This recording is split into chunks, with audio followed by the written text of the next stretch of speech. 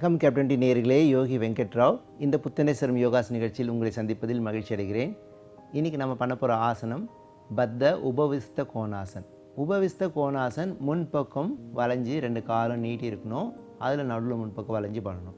அதில் உபவிஸ்த கோணாசன். இப்போ நீங்கள் பத்த கோணாசனம் பண்ணிவிட்டு அதில் முன்பக்கம் வளைஞ்சி உங்கள் 2 கையும் முன்னாடி நீட்டினீங்கன்னா எப்படி இருக்கும்? ஸோ உங்களோட தொடைகளும் இடுப்புகளும் நல்ல பலம் பெறும். அதே நேரத்தில் ஃபார்வர்ட் பெண்டிங் பண்ணுறதுனால முன்பக்கம் வளையதுனால ஹிப் ஓப்பனர் சொல்லுவாங்க. இடுப்பு நல்லா வளைஞ்சது உங்களால் முன்னாடி பக்கம் வளைஞ்சி எந்த ஒரு வேலையும் செய்ய முடியும்.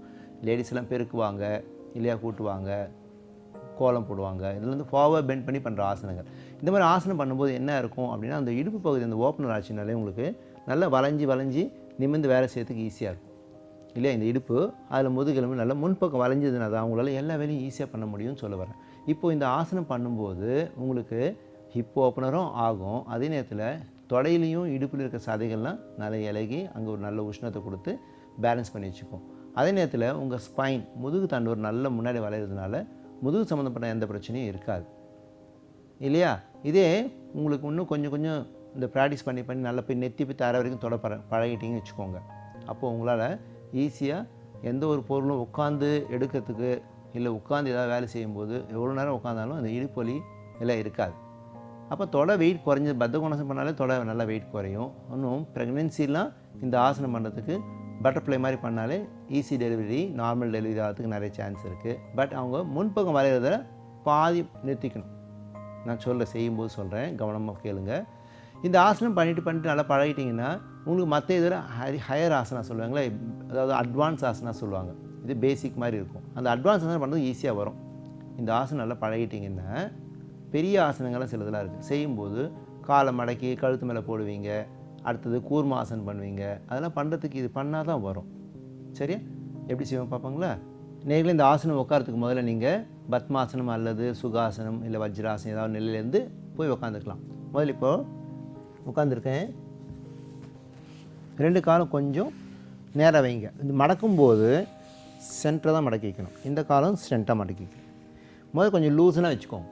ரொம்ப உள்ளே வைக்க வேணாம். கொஞ்சம் லூஸனாக வச்சுட்டு உங்கள் கையால் கட்டை விரலை பிடிச்சிக்கலாம். சில பேர் கட்டை விரலை பிடிப்பாங்க, சில பேர் கால் பாதம் முழுக்க பிடிப்பாங்க. பட் இந்த பாதத்தில் அடிப்பகுதி வந்து உங்களுக்கு பட்டிருக்கணும். நல்லா இந்த அடிப்பகுதி தரையில் நல்லா பட்டிருக்கணும். அப்போ தான் உங்களால் நல்லா செய்ய நல்லா இருக்கும். அந்த அடிப்பகுதியில் தான் உங்களுக்கு முதுகெலும்பில் இருக்கிற நிறைய அந்த பாயிண்ட்ஸ் எல்லாம் அங்கே போய் ஜாயின் ஆகிறதுனால அந்த பெயின் இருக்காது, முதுகலி பெயின்லாம் இருக்காது. இப்போது நான் நல்லா பிடிச்சிக்கிட்டேன். நல்லா நிமிர்ந்து உட்காந்து ஒரு வீசுகிறேன் நிதானமாக. இது நார்மலாக பட்டர்ஃப்ளை பண்ணுற போஸ்டர் இல்லையா? இப்போ நான் சொல்கிறேன், இந்த பட்டர்ஃப்ளை பண்ணுறது இல்லாமல் உங்கள் கைகளை கொஞ்சம் முன்பக்கமாக வச்சு மெதுவாக ஃப்ரண்ட்டில் ஃபார்வர்ட் பெண்ட் பண்ணிட்டே வரணும். எவ்வளோ முடிஞ்சோ போங்க. தலையை தொங்க விடுங்க. மூச்சு விட்டு நிலையில் திருப்பி மறுபடியும் மூச்சு இழுத்துட்டு வரீங்க. இது மாதிரி ஒரு 4-5 முறை பண்ணுங்கள் பொறுமையாக.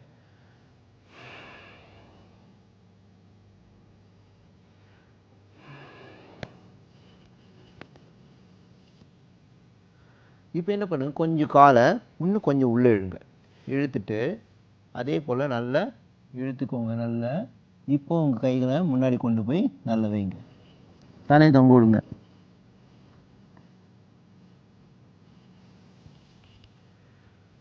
இன்னும் கொஞ்சம் காலை உள்ள இழுத்து வச்சுக்கோங்க.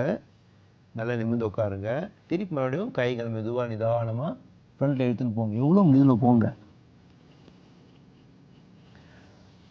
சில பேர் ரொம்ப இளம் குழந்தைகள்லாம் சின்ன பசங்களாக இருப்பாங்களே, 8 வயசுக்கு மேலே இருக்கவங்களா நல்லா நீட்டாக போய் தலையில் படுக்க முடியும். நெத்தியே போய் தலையில் படுத்துன்னா ரொம்ப நல்லது.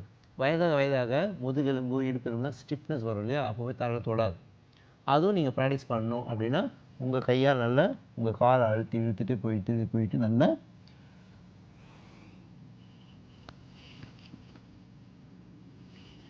தொட்டுட்டு திருப்பி வரலாம்.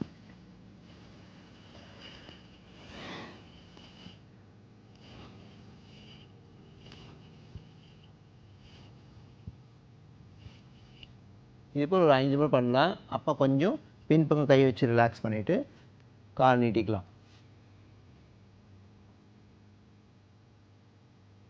கொஞ்சம் அந்த இடுப்பு பகுதியெலாம் வலிக்கிற மாதிரி இருக்கும். பேக் பெயின் ஆப்ரேஷன் பண்ணவங்க இந்த ஆசனம் பண்ண வேணாம். மற்றபடி எல்லோரும் இந்த ஆசனம் பண்ணலாம். மறுபடியும் பண்ணுறேன் பாருங்கள். கால் மடித்து வச்சுக்கிட்டேன். முதல்ல ரொம்ப சிம்பிளான ஆசனம். இந்த ஆசனம் நல்லா ப்ராக்டிஸ் பண்ணினா தான் உங்களுக்கு லிசார்ட் போஸ்ட்லாம் பண்ணுறது ஈஸியாக வரும்.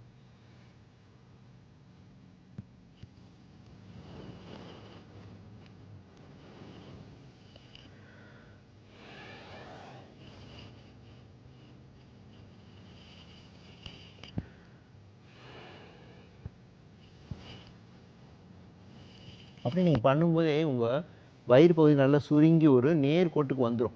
நீங்கள் ஃபார்வர்ட் பெண்ட் பண்ணும்போது அதில் நல்லா காலை நல்லா இழுத்து இழுத்து உள்ளே வச்சு போனீங்கன்னா இன்னும் நல்லா ஃப்ரண்ட்டில் வரும். எவ்வளோ ஃப்ரண்ட்டில் வரீங்களோ அவ்வளோ நல்லது. இந்த பகுதி நல்லா லூசன் ஆகும், இந்த ஹிப் அண்ட் டைஸ். ஸோ இங்கே இருக்க வெயிட்டில் நல்லா லாஸ் ஆகும். இது முடிச்ச பிறகு மறுபடியும் நீங்கள் என்ன பண்ணுங்கள், காலை நீட்டிக்கோங்க. திருப்பி அதே போல் கைகள் பின்கள் தளர வச்சுக்கோங்க. தண்டாசன் பண்ணாலே போகிறோம். இதுக்கு ரிலாக்ஸ் ஆவீங்க நல்லா.